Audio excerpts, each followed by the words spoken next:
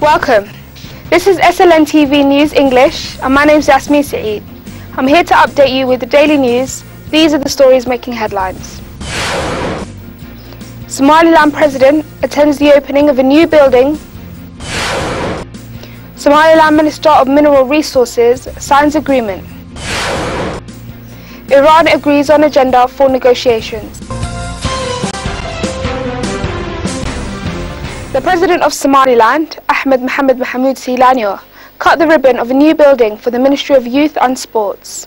The President of Somaliland, Ahmed Mohamed Mohamed Silanyo, cut the ribbon of the new building. He also discovered a new fund for Somaliland youth development.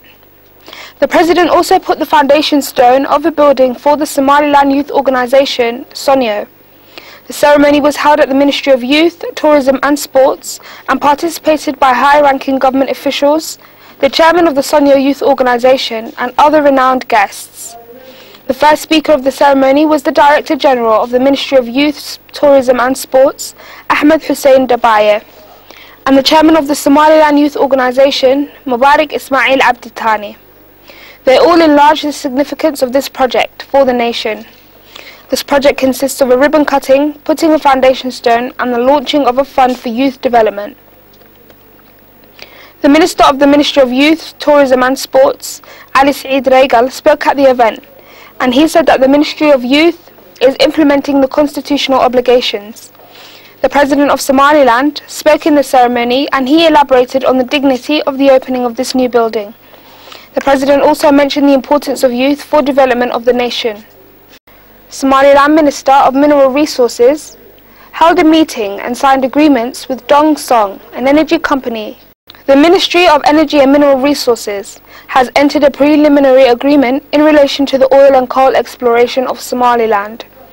The Minister, Hussein Abdi Duale, gave a statement to the press on the terms of the agreement signed with international Chinese company Dong Song. Mr. Duale expressed his opinion that Somaliland is now ready to embrace internationally renowned companies ready to invest in Somaliland. He also mentioned that the international company will look for the coal which is abundant in our country. If the coal explorations become viable and sustainable, then the international company has agreed to assist Somaliland in selling it internationally. The minister also added that Dong Song will create an electric power factory, creating over 100 megawatts of electricity and working in line with the refining of the coal. The international company has additional offices working in similar fields and projects in other African countries such as Burundi, Uganda, Nigeria, and this project will be ideal in boosting job opportunities for Somali nationals. Somaliland Minister of Water Resources attends discussion meeting based on the water development of Togwa Chale. Several senior officials from the city of Togwa Chale were in attendance at the meeting, including the Ministry of Water Resources, its Minister Hussein Ahmed Abdullah, the Governor of the Gabile region, Ibrahim Yusuf Gedi, and the Mayor of Togwa Chale, Hashim Hamoud Abdi. Also present were religious and cultural leaders and businessmen and women residing in the city.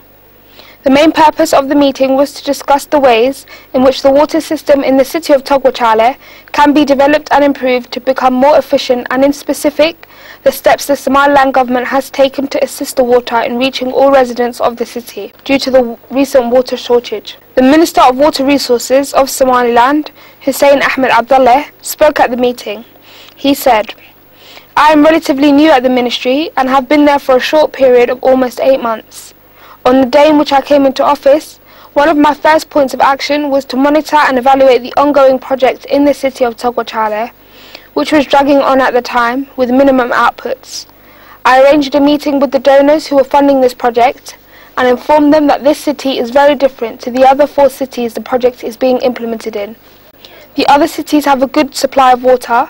However, for a city of this size with so many inhabitants, the water shortage is nothing short of an embarrassment." I also told the donor and implementing agencies to focus on the Togwa Chale city and getting their water resources and access up to a decent standard. Several other high-profile officials spoke at the event and told the general public through the media that we as Togwa Chale residents are ready to assist any agencies or governmental departments who provide water.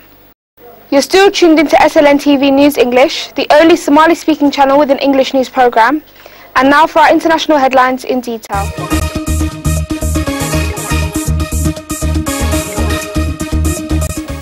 Unrest has subsided in Kiev after earlier violent clashes on Thursday, which brought a veritable bloodbath to the streets of the Ukrainian capital.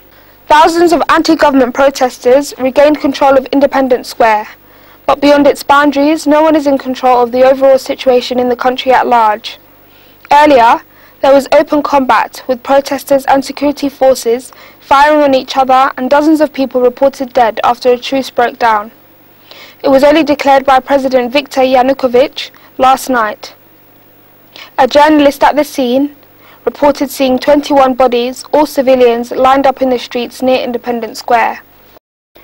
Iran and 6 world powers have agreed on an agenda for negotiations over the country's nuclear program.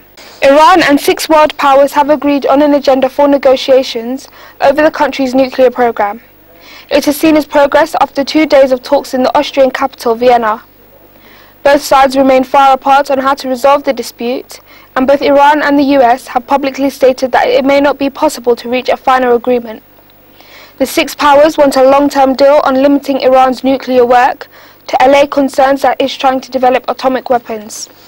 Tehran, which insists its program is for energy purposes, wants international economic sanctions lifted.